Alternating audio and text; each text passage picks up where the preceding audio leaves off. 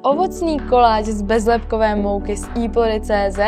No jasně! V přípravě nám budou stačit 2 vejce, kokosový cukr, kokosová a mandlová mouka. Přidáme ještě kypřící prášek a směs umícháme.